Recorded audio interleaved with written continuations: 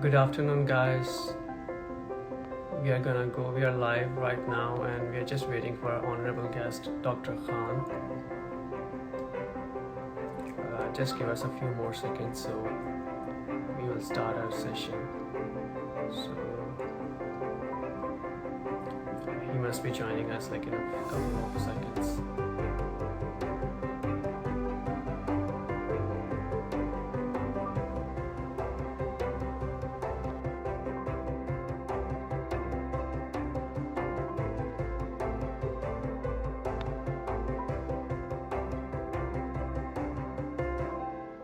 Yeah, so Dr. Khan is.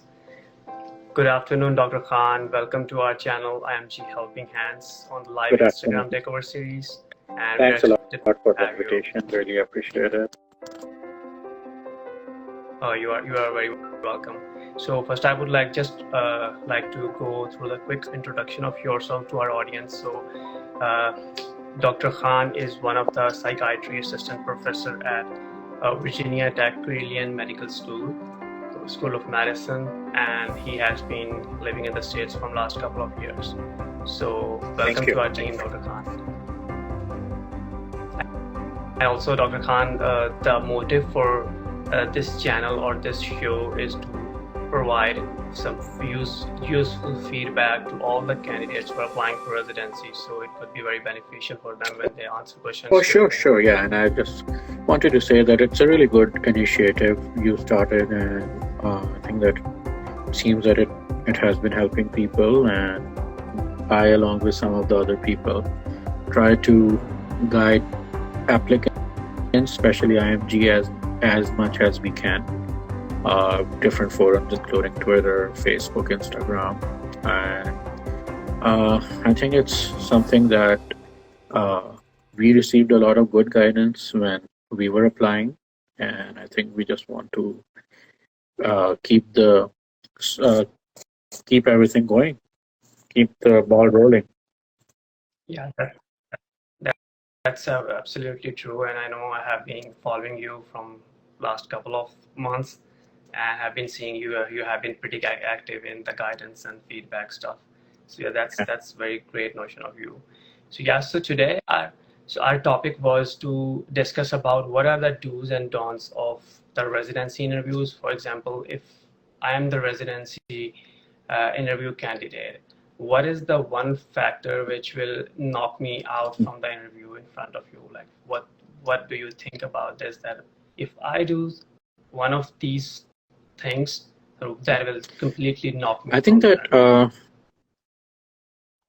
the whole scenario has changed with virtual interviews. It used to be in person, and that had a lot of different aspects to it. But with virtual interview, I think we should start with pretty basics, that you should have good camera, good light, good quality, good background, good internet connection. These are like the basics. And then there are some things that should be done, whether it's an in-person or a virtual interview, that you should, like right now, I have a rough beard, which I should not have if I'm interviewing. And the reason I have this right now is because with the work and with family, my wife is also a psychiatrist with kids. I actually could not even get a time to shave early this morning. We have a newborn. So that should not be done. So either you have a beard or you clean shave. So you should be looking neat and clean. If you are a guy, you should be wearing tie, ideally. If you are a female candidate, I think again, formal dressing would be preferable. So these are the basics. I think that we should start from here, and then I think that I have been involved in interview this process this year. I think unless someone like does something terribly wrong, which would be considered like a really red flag during the interview, like you literally have a conflict during the interview with the person who's taking interview, you answer rudely, or you just don't answer the question at all and just like tell stuff other than the questions being answered, or other than that, I don't think there is any like specific red flag per se during the interview process. But yeah, all the things I've mentioned, like if you don't have a good internet connection, you are cutting off, they're not able to see you, they're not able to hear you, you are not dressed well, and you just go haywire during the interview. Other than that, everything is everything should be okay. So that's great. Okay, so these are the factors which every candidate should really take care of because of these are the things which will completely knock the people out of the interviews. Like as if I compare you as an interview, it will be the same from your side. So yeah, and also Thank you. congratulations for the newborn, and I hope you are having a great Yeah, time now. it's an exciting time and also uh, busy time. That's yeah, that's true. I know. So also, for example, if you like I have seen you interviewing the candidates you post on LinkedIn. So what are the most common mistakes which the candidates are making? Like if I talk about this specific I season. think what I have noticed that people, when they get an interview, what I have noticed this year and in the previous years, at times they do not research about the program and they do not research Okay. about their interviewers. There have been some candidates who actually, so I mean, I'm not a program director, not even an associate PD, I'm just a faculty member. But there were some candidates, and I must say they were like AMGs, who actually read all of my profile, my research, my areas of interest, and they made customized question for me. So just imagine if they did it for me, they must have done it for the program director and senior faculty member. So that's what I think that because at a lot of time, let's say if someone is getting a lot of interviews, that person might get overwhelmed and then they do not research each and every program, which I think is kind of a mistake in a way that it's a human nature. If someone is interviewing you and you tell them that you have read about their research, you ask pertinent questions about their areas of interest, it's human nature to like that person. So this is very Okay. important, and especially I would say in psychiatry and neurology. I mean, basically in every specialty, but especially in psychiatry and neurology, that they all the programs mostly they send you your itinerary, the people you would be interviewing with a couple of days, a couple of weeks before. So please try to search about at least you should know that what designation that person has, what areas of interest that person has. Most of this information is available on the website of the hospital or residency program. So I think that is something which I have noticed. And the second thing which I have noticed is that a lot of times candidates don't give a crisp answer. So it's like they go around it sometimes or they drag sometimes like Hmm. just to give you an example. So there's a very famous TV show Money Heist. So for me, the first couple Yeah, of that's seasons were really true. good. After that, they started to drag the story, and majority of the people lost interest. So when you are Hmm. giving answer, it needs to be precise and crisp. Otherwise, the person asking a question would lose interest. Yeah. So Okay. these two things I've noticed. Okay. So also this also reminds me another question from your talk about, for example, you mentioned that a person should read about the faculty members, like for example, specifically you. How do you assess if any person has a fabricated answer or fabricated questions for you just to impress you, or if he or she have a real I interest in think this program? at this level, there is no way. Of course, we cannot read faces. There is no way to do that. And the point is that even if they read about you, your profile, just to impress you, even that's a fair game because that's why you are interviewing them. So let's say in Mhm. psychiatry, if I have a specific interest in neuromodulation, I have a specific interest in treatment resistant schizophrenia. Not necessarily every person would have those interests, but if they read about it and if they ask specific questions about it, even if they don't have per se a huge interest in that, that's good enough. No, I guess yeah. Okay, so that answers my question. And also, these days, like there are lots of behavior questions to assess how the candidates are in their real life or what thoughts they have. So I was also one of the candidate sent me a question which is about the abortion laws. That what if any program asks about any abortion related questions? So what should be our answer should be for in that specific situation that what thoughts we have about I think that abortion. technically they should not ask these questions because these are political questions rather than medical questions. And again, I would be if Okay. I have more than 10, 15 interviews and I have a choice, I would not rank that program high just based on the fact that they're asking political questions. But yeah, I mean, I think that any question that could have some potential political consequences, I think the best way is try to be moderate. And of course, I'm not saying that don't be truthful, but try to be moderate about it. I think that 99% of the Okay. people from medical fraternity, or at least let's say 80 or 90%, of course, they don't want abortion ban because we, as a doctors, we know how harmful impact it can have on the mother, father, and other relevant people. So I think that what we can do is try to be moderate about it and answer it in a way that even if the person interviewing is belongs to the right side of the aisle, even that person does not dislike you that much. I know it's kind of hypocrisy, but to begin with, they should not be Mhm. asking these questions because this is not like a behavioral question. This is purely a political question. Okay. Okay. But I was also heard about from one of the candidates that they specifically asked that now just prove because that specific attending knew that that person is doing a rotation in another hospital which have a residency program, and then he specifically asked that prove me that you will not rank my program above the Yeah, program where you are and again, rotating right now. it's like below the belt cord sort of a question. And I would say that I'm not saying that Mhm. people don't ask these questions, they would. And basically it's an ACGME and NRMP disqualification that can these kind of questions they are not allowed.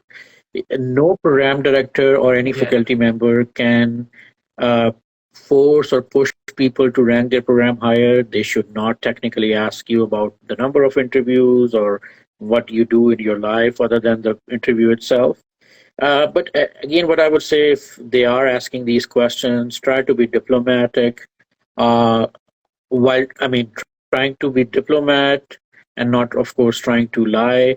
One thing I have also noticed is that even during the interview, especially the post-interview correspondence, a lot of people would say, like they have 10 interviews, they would email 10 out of 10 programs that I'll rank you at the top number one. I would, yeah, I would Mhm. advise against That's it also because a lot of time it's a small world. Program directors know each other. yeah. Uh, I am now on the other side of the table, so I can understand that they talk about it and they would find out sooner or later. So what I would say is, I'm not saying that if you don't like a program, tell them that you dislike them. What you can say is that I Mhm. will rank you highly. So that is a roundabout way. Okay. Uh, unless you really are ranking the program at number one, you can definitely tell them because that would be a truth. But otherwise, you can say I will rank you highly, which I mean, which they Okay. cannot hold it against you at any level. Yeah. So yeah, I guess yeah, being also I guess it's a match violation if you are sending every program the I same thing mean, that I'm you not will be my sure. first Usually, the priority. match process should work in favor of candidate. I'm not sure. I mean, I don't know the answer whether it's like a per se match violation or not, but it definitely does not look good. Oh, okay, that sounds great. Okay. So yeah, now we talked about what we should not do, but let's talk about what we should do to impress the interviewers. Like what, for example, if I have to impress you, so what are the few things which I will think that the impact? same thing which I mentioned that we should not do. I think. it starts with general presentation. So everything starts with presentation. Like in 2016, I was attending uh, a residency guidance live seminar in New York City that was arranged by Apna. And there was a DO program director of Pakistani origin, and he asked all of us a question that what is the first thing that if I am reviewing the application, I would see in the application people saying scores, USC, stuff like that. He said, no, it's your ERAS picture. So, having said that, it means that your presentation is ready, and it gets more and more important with virtual interviews. Because if you're seeing someone in person, they are able to see you whole as a person. If you are wearing a good perfume, they can actually be able to smell you. But if in a virtual interview, the dynamics change. So you need to have a really good camera, the setting, the light, and the sound quality. Everything should be optimized because these are the bare minimums and these are the basics. So if you are lacking in any one of that, that would give a really bad taste. So start with Yeah. that, and then I know that most of the IMGs they are not born and raised in US. So of course, English is not our native language, and they know that. When they invite you for the That's interview, they know that. So I think try to speak mhm. slowly and clearly, and try to understand what they're saying. And if you are unable to understand for some reason, ask them again. Can you? I beg pardon. Can you please repeat the questions? And try not to uh, change your voice, try not to change your accent in a way that they would be impressed by the accent. They usually don't. So again, these are again some basic stuff. And I think the most important thing would be doing a detailed research about the program. Get all the information from the website. If you know someone from that program, ask that person questions. So you should know things in a definite way. It's not like that. Oh, I heard this about your program, when in reality that thing actually does not even exist. So these are very important That's things. true. If Yeah. someone is doing that and they are answering questions precisely and concisely, and then also if they have prepared really good questions for me as an interviewer, I would be impressed by them. Oh, okay, that sounds great. So yeah, that's true actually because the most of the IMGs who have never appeared in any interview in their home country, so that's why it's Mhm. anxiety provoking for them. But I guess it's better to talk to people around Oh you, yes, just practice, and that's you are what. good to go. So I was born and raised in Lahore. It's a metropolitan city, and always went to an English medium school. So and then I was someone Mhm. who always used to see the English soaps, Hollywood, British, and movies. So at baseline, my English was very, again, I should say like excellent, but very good, above average good. So, and when I started interviewing, someone told me that you should write the answer to the questions uh, and try to remember them. Mhm. And I was offended by it. That I mean, I told them that I think that I can uh, speak spontaneously and I shouldn't. But then I quickly realized. Mhm. So what I did was I stood in front of the mirror and I started practicing.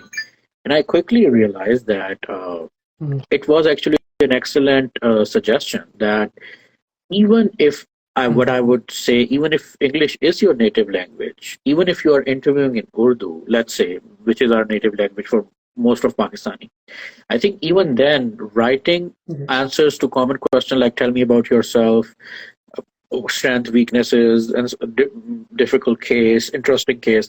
I think what it helped me with that in the beginning, I would just see my answers on my phone before the interview. And after three, four, five interviews, I like kind of remember them because I talked so much about them. And then I did not need to.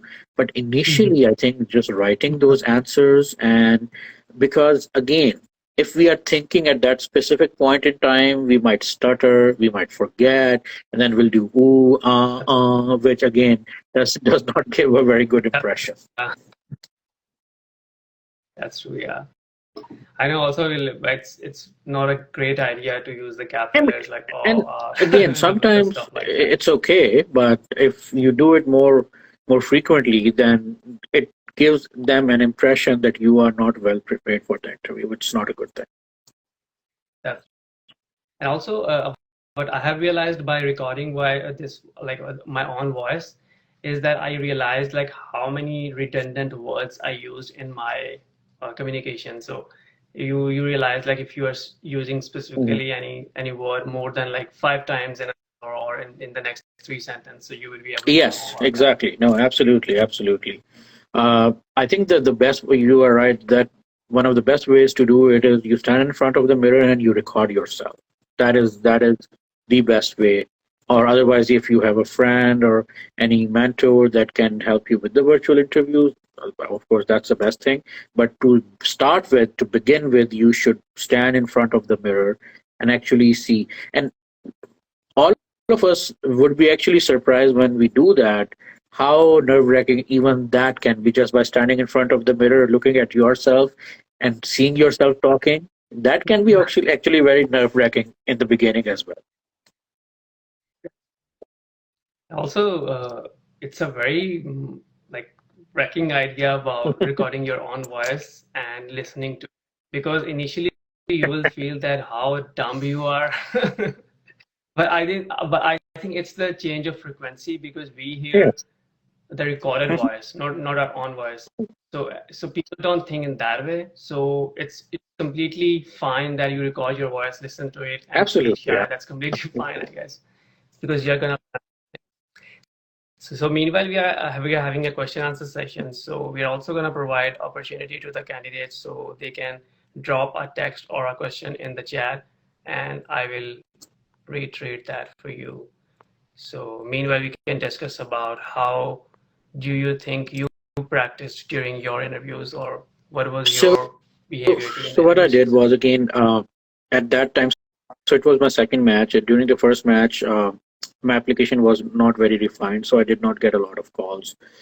So I did realize during the first match that I might not get match. So I started preparing for the next match even during the match. So what I did was I tried to do the basics right. Again, try to dress appropriately. Try to be there on time, because those were the days when we were having in-person interviews. And again, I used to Okay. research a lot about the program. I used to prepare specific customized questions for the faculty member as much as I could. So I tried to do that. Mhm. Some interviews went really well, and then that's where I learned. I mean, for example, there were some interviews that went really well. I had a cordial discussion with the faculty members, with program directors, but there were some interviews in which just was trying to be smart, more smart than I should have. And then, because it's like an oral exam or viva, what we take in Pakistan and India, that if you try to be smart and if you try to answer Mhm. something that's not being asked of you, sometimes you end up in a situation where when they ask a question according to what you are telling them, you might not know the answer. So that is something that we should That's true, avoid yeah. even in all interviews.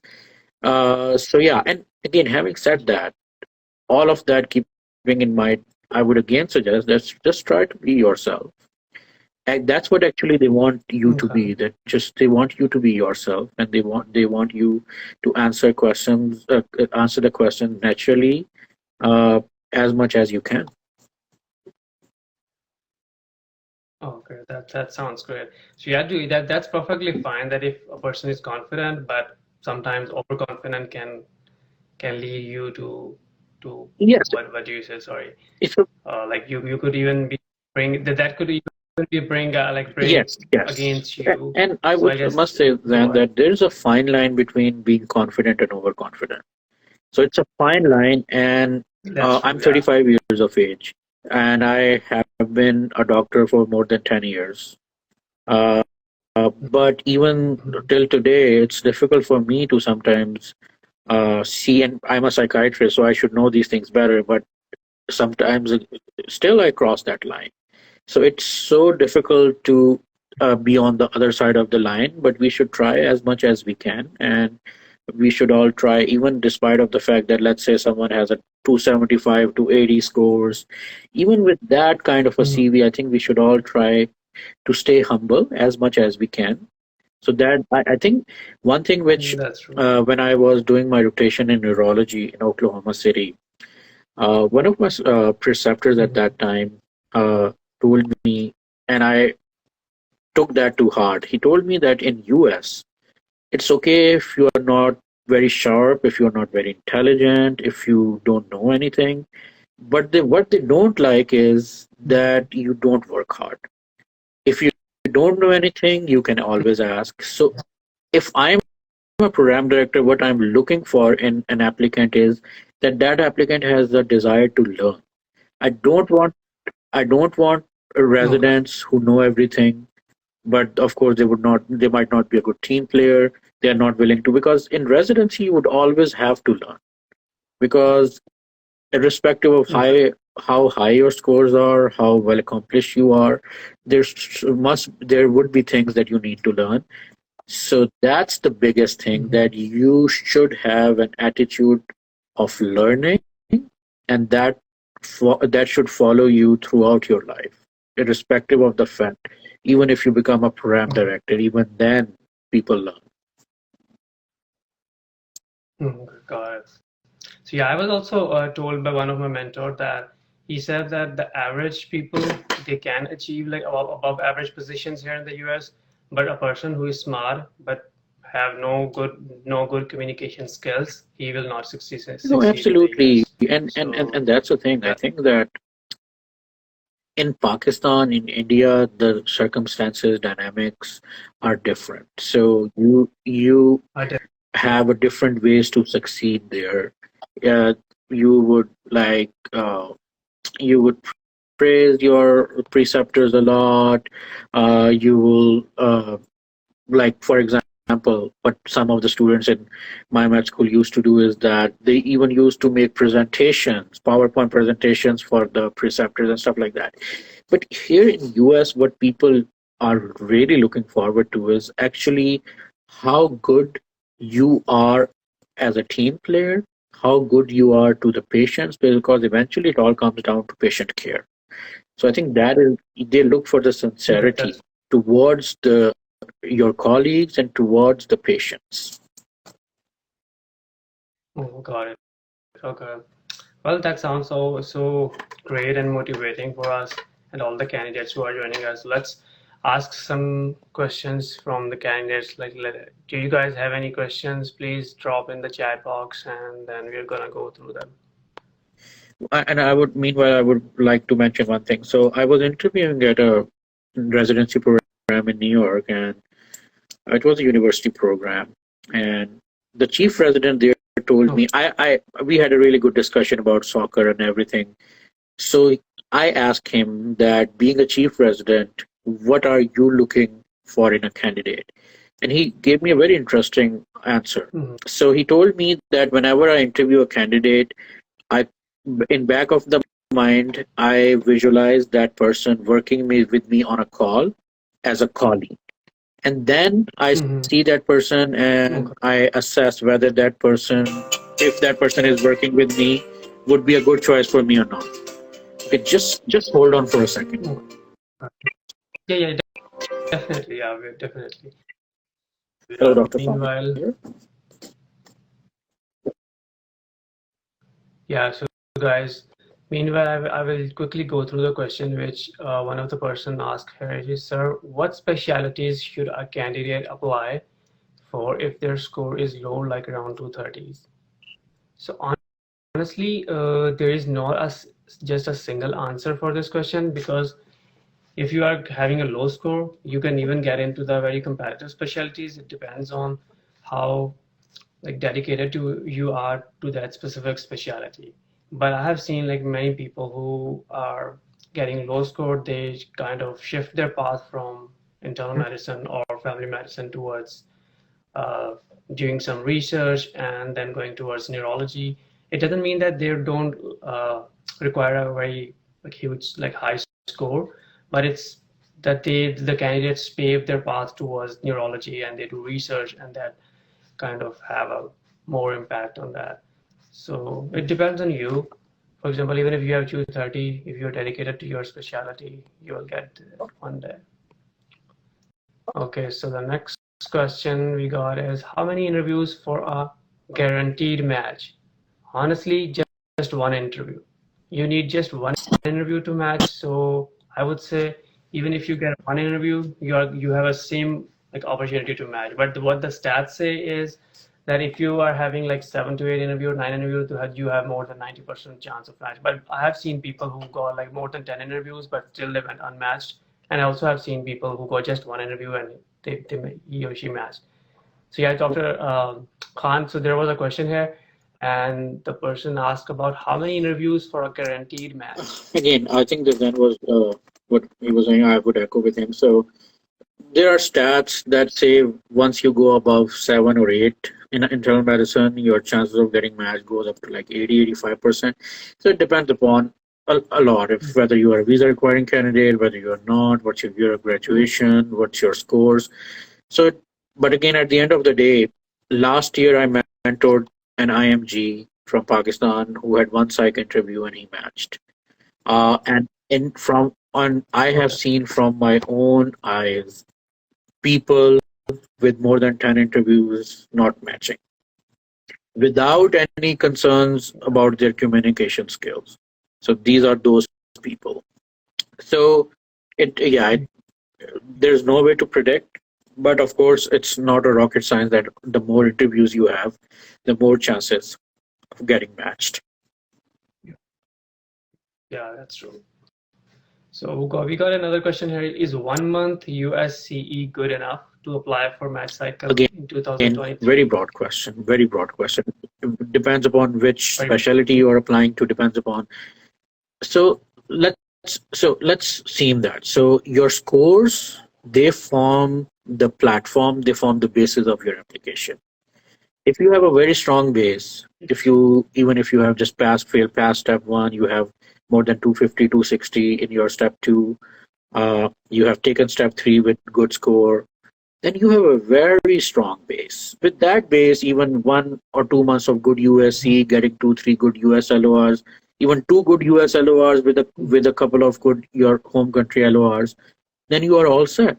But if your base is not that strong, you have uh, not great USMLE scores, you are an older graduate in terms of that, and then maybe if you have a red flag like an attempt, or you graduated more than 15 years ago, then the USC is something, include US clinical experience as well as publications, are those things that will fill that That's right. void, that would fill that gap.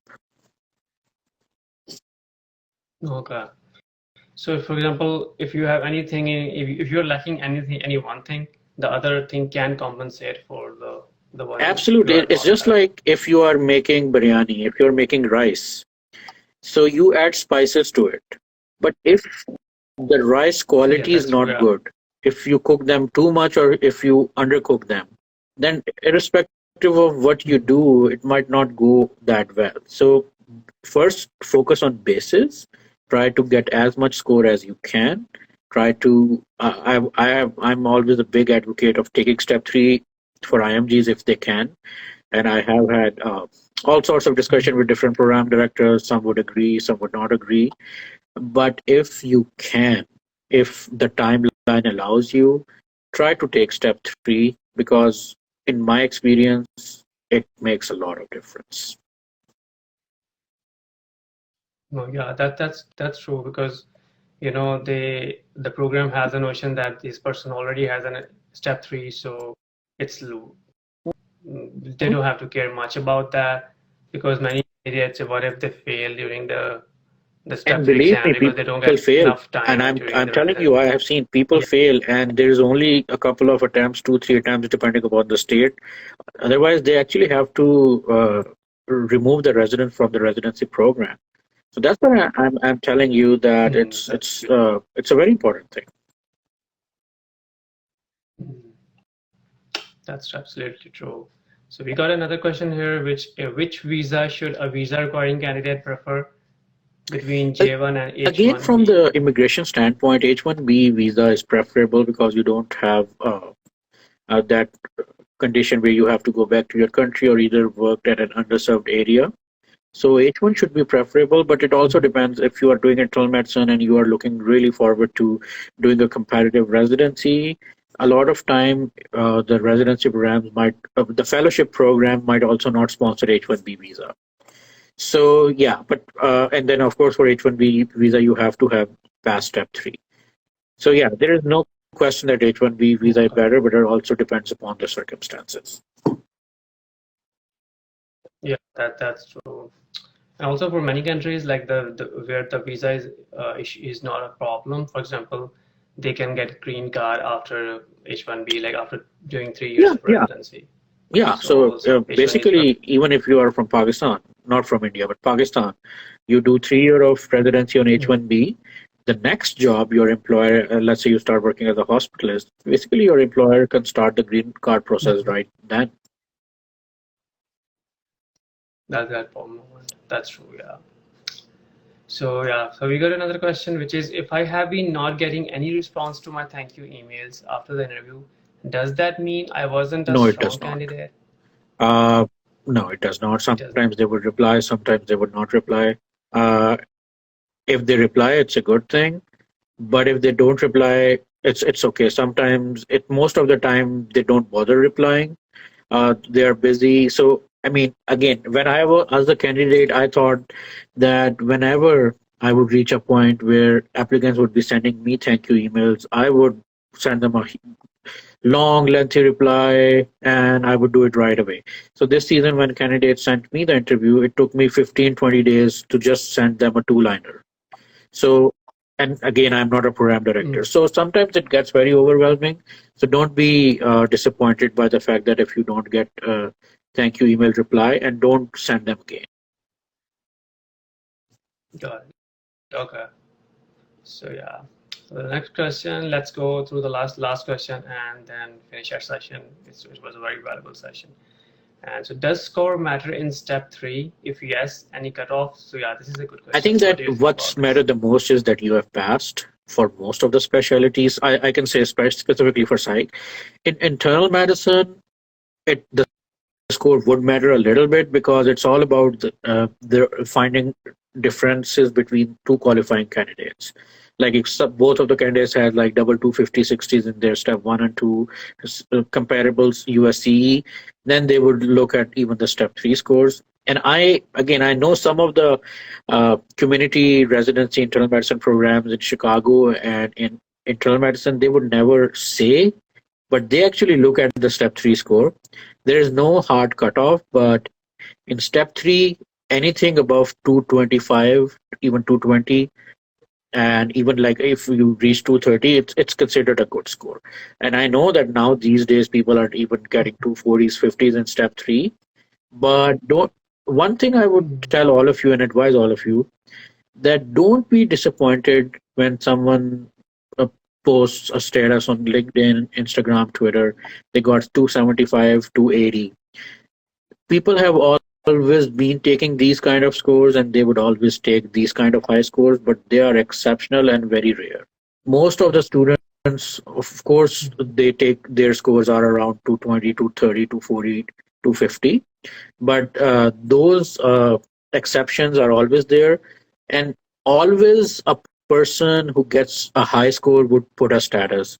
If you fail your exam, if you have a low score, you would never put a status. So also keep these things in your mind. Yeah. Yeah, because we never put a status for our failures. We just try to boost our achievements on the social media. So that's true. So it's not a big deal to just look Yeah. and get upset that, oh, why this person got like more than 230 or 250s, because I don't score matters, but there are lots of different things that matters as well, because might be that person who got 250, he's also having some other red flags, Oh or yeah, might be yeah, a more yeah, graduation year absolutely. like 10 years or yeah. So okay, so we got so many thank yous, appreciate your response. And so the last question which we got is how much year of graduation matters. I'm 3 years old or 3 years old. graduate Yeah, or 3 years old? again, it's a relative question because again depends upon your scores and other aspects of your CV. But usually, what they say is either it should be within 3 or if not within 5. Okay. So yeah, I think within 3 or within 5. Only there are, I guess, a few programs Within which 2, have yes, a you're cut, right. Yeah, I have like seen value within of 2. years, Yeah. but yeah. Well, thank you so much, Dr. Khan, and it was a great talking to you, and I will love the talk. And also, we have started another channel which is Health is a Priority, and we would love to have you for that Okay. channel Well, I'll in I'll try. person. Thanks a lot.